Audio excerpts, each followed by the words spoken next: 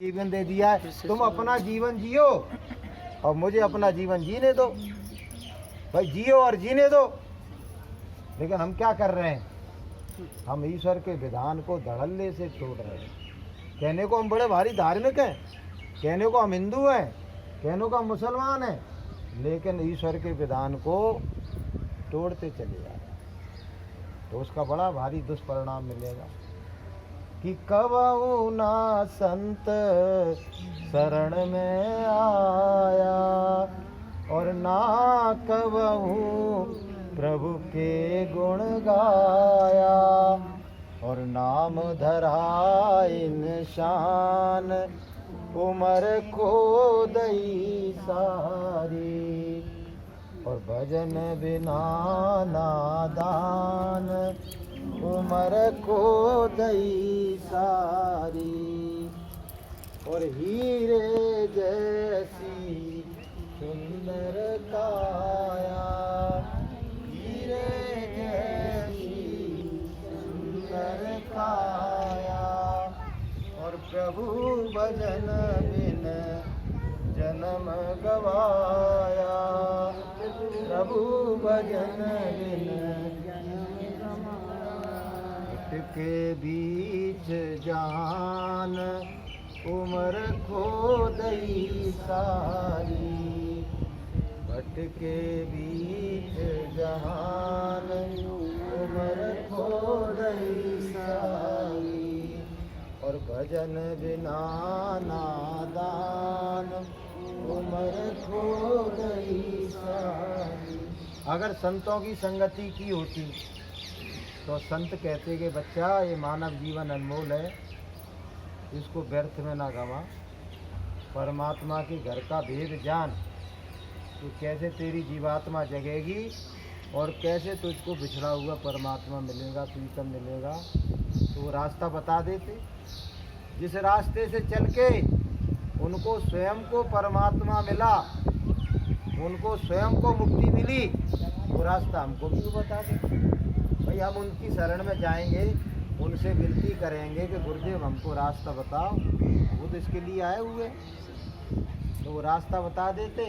तो गुरु महाराज हमारे क्या कहते हैं कि बच्चों मैं तुमको साधु बनाने के लिए नहीं आया, मैं तुमको जंगल ले जाने के लिए नहीं आया हूँ, मैं तुमको तुम्हारे परिवार से दूर करने के लिए नहीं आया हूँ। अपने परिवार में रहो,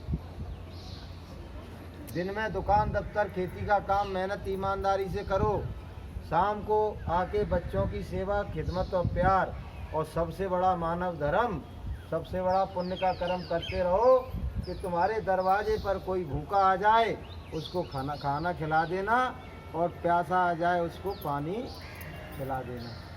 ये सबसे बड़ा मानव धर्म है और सबसे बड़ा पुण्य का कर्म है।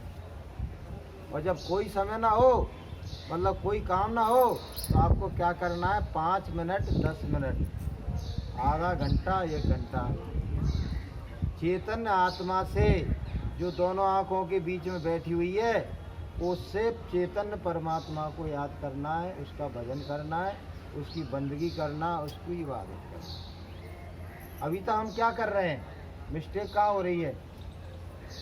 क्योंकि हमको वो क्रिया नहीं मालूम है, वो युक्ति नहीं मालूम है, तो हम इस जड़ शरीर से और जो जड़ परमात्मा हमने उसको परमात्मा मान लिया है, उसकी पूजा कर रहे हैं।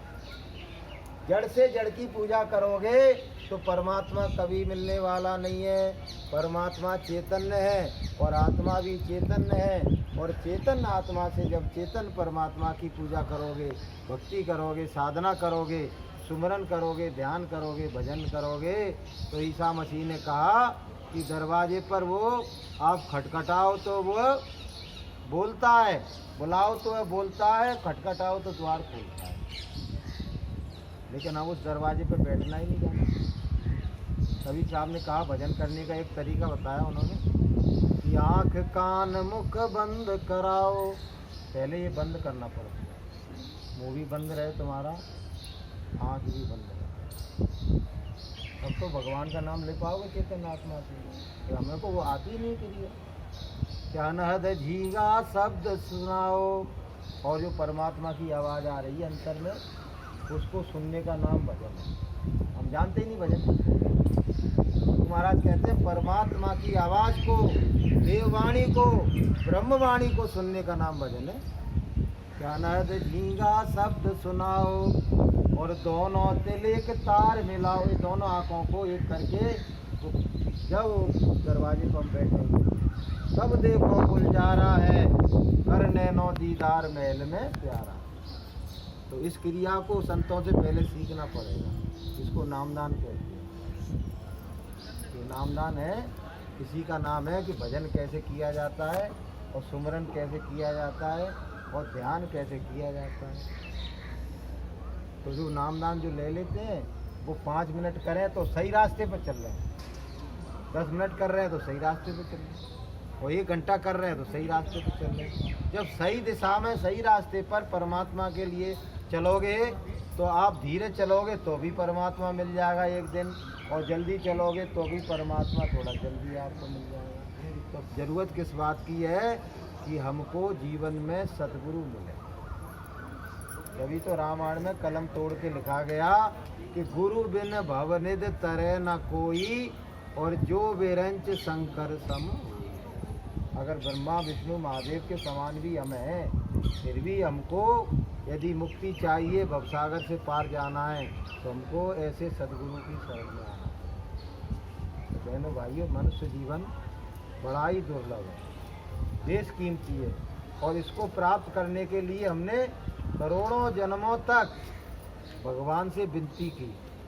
जीव चराचर याचक तेई, और नर समान कवनौ नहीं देई।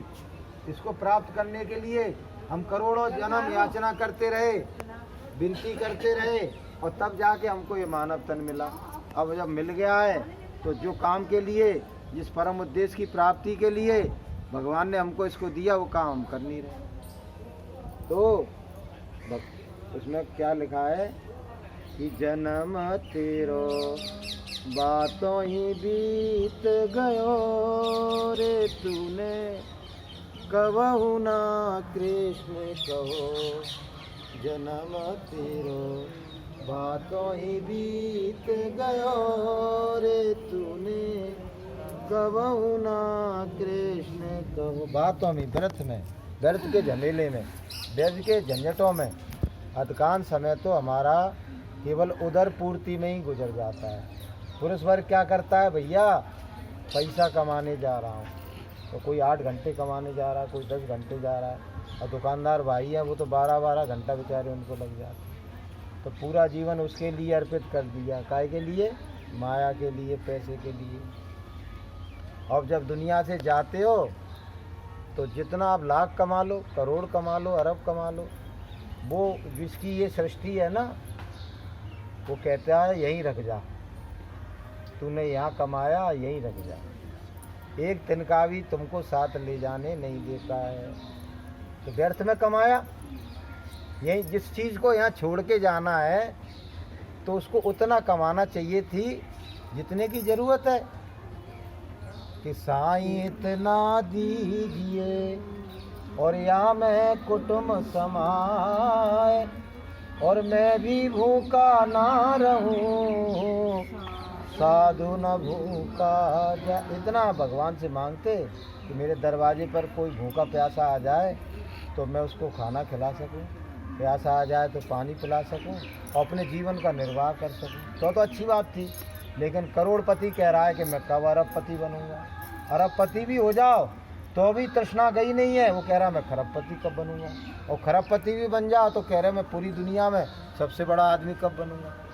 तो कवि साहब ने क्या कहा कि कबीरो दीखो पड़ी और कबऊ धापे नाय, और 3 लोक की संपदा और जब आवे घर माए। अगर पूरे 3 लोकों की संपदा एक आदमी को ही दे दी जाए तो भी ये खोपड़ी भरने वाली नहीं है, क्योंकि भगवान ने इसको उल्टा कटोरा बना दिया। ये उल्टा कटोरा है, उल्टा कटोरा कभी नहीं भरता है। अगर ऐसे होती ना सीधी तो भर जाती, लेकिन उल्टा भगवान ने रख दिया है। चाहे लाख आ जाए, चाहे करोड़ आ जाए, चाहे अरब आ जाए, तृप्ति कभी संतुष्ट होती नहीं है।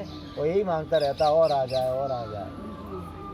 तो संत इसमें सुधार करते हैं। संत क्या कहते हैं उतना कमाओ जितने की ज़रूरत है, बाकी समय भगवान का भजन करो। माताएं बहनें अपने घर का अपना जो काम करना है उसको कर लें।